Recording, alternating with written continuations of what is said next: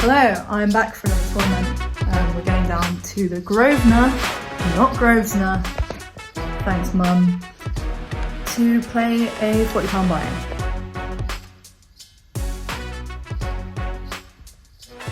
That was the face of me who just received a very strange message. Since I've started this Vegas bankroll thing, I kind of need to start winning or else I'm not going to be going to Vegas, so let's hope tonight that I can cash because I haven't cashed in a while. So I would like to know everyone's thoughts on this. So if, let's say in the morning you were stuck in a traffic jam for 3 hours and that was because you left at this exact time, which meant you were in this 10-minute window that meant that you got stuck behind an accident. That's bad luck, right? Does that mean that you are having a bad luck day? Or does that mean you've had your bad luck for the day and you're gonna have good luck later? I guess I'll find out when I go play poker now, but that's just the question I've been thinking. I also saw a magpie on its own, one for sorrow, two for joy. So I saw a magpie, you know, saluted it, but that means sorrow. But then I saw another magpie on its own. Does that mean it cancels it out? It's actually two for joy, or is it double sorrow? That's my question. Either way, the signs I'm getting for tonight are not good. I mean, I can try and just play well, but you know, that's easier said than done.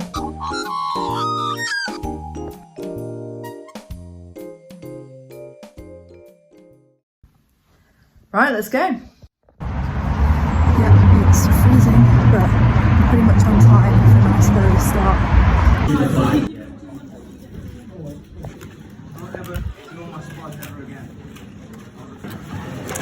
Twice you'll get 100k. Yeah. Done pretty well so far. I fold jacks and you showed you things. Yeah. So I picked up jacks and under the gun raise I 3-bet. And then there was a 4-bet and a 5-bet from the button following behind me. So I thought about it for a little while, but with 2 players behind and I'd been playing really tight, and particularly I'd been quite card dead for a while, so I wasn't playing barely any hands. They definitely weren't doing this with nothing. So I just threw in the fold. The player after me also folded and the button showed kings. So it was a good fold, but it was also quite a tricky spot because people can be random. But the guy was quite nitty and I was like, at best it's a flip and it's too early on, let's just play it safe. Left with the ace of spades blocker and flush completed. So in this hand I called in middle position with ace 10 off suit with the ace of diamonds, and there was another call from the button after me. The flop came down jack 8-4 with 2 diamonds. There was a check from the pre-flop raiser. I checked here, didn't really think it was worth leading out into, and there was a bet from the button. So then the pre-flop raiser called and I had the decision whether to check raise. I definitely would consider this a good check raise candidate sometimes, but I elected to call this time. So then the turn was a king and early position checked. I also checked. It's definitely not a spot to lead out here, and the in position player checked behind. Anyway, on the river the flush completed. The early position player checked once again. Now I had to think, am I able to represent a flush here? You know, if I had 2 diamonds in my hand, would I have definitely raised the flop? And I think sometimes I wouldn't necessarily check raise the flop. So I thought I can represent a flush here. It's probably a good opportunity to lead out. Obviously with the ace of diamonds blocker, stops them from having the best hand available. So knowing that the early position player didn't lead out on the river meant that they didn't have anything particularly strong, so it was a good way to take this pot down and to deny the equity they have possibly waiting for showdown value. So I bet around 80% pot and I managed to get the bluff through. They both folded, so that worked out quite well in the end. So quite a straightforward bluff, that one. I think most players will bluff in that spot, but let me know if you do anything slightly differently, because you know, maybe going for a larger size, maybe best check raising the flop. Yeah, let me know in the comments below.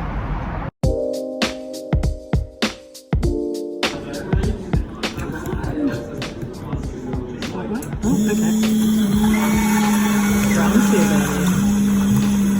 Played a pot against the big blind. I had ace king, the flop was all low cards. I see that and she called. Check the turn, and then the river was a queen, so I bet around 3/4 pot, which was like 6k, and she called with bottom pair, so I'm thinking I should have sized up for sure, should have overbet or gone bigger. Looking back at this hand, I think the only thing I'm really representing here is a queen or a set of nines where I was trying to induce a bluff. Not really representing an overpair, as I probably would have bet the turn as well. So I had just sat down at this table and I kind of want to see what she would call down with.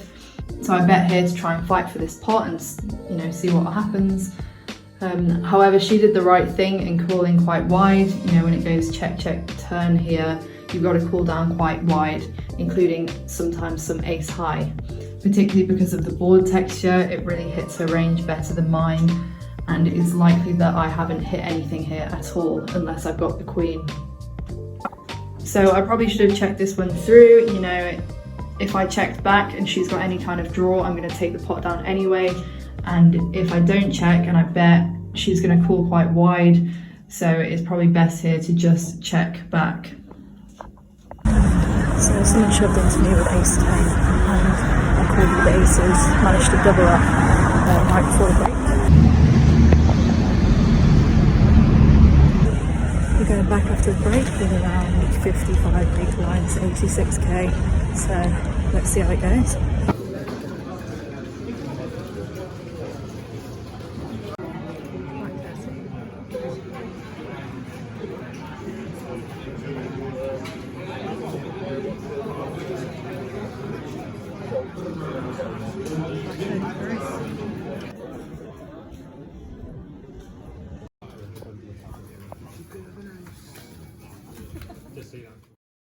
We're out. So I'm out, immediately lost half my stack. Raised in late position, queen king suited, called by the big blind. The flop was ace 6-7 maybe. 2 diamonds, so I c-bet and he shoved all in, which was like 25 bigs, so I called it off because, you know, got at least 40% there. You know, if he's bluffing, he's got a better shot, so I called it and didn't hit the diamond. He had an ace, so a bit unfortunate.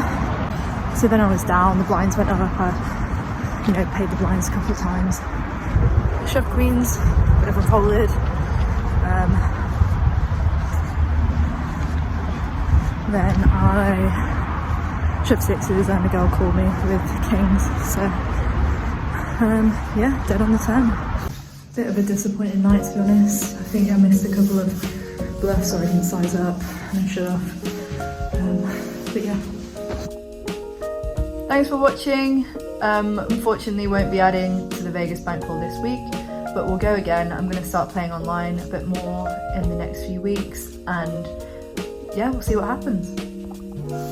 Subscribe.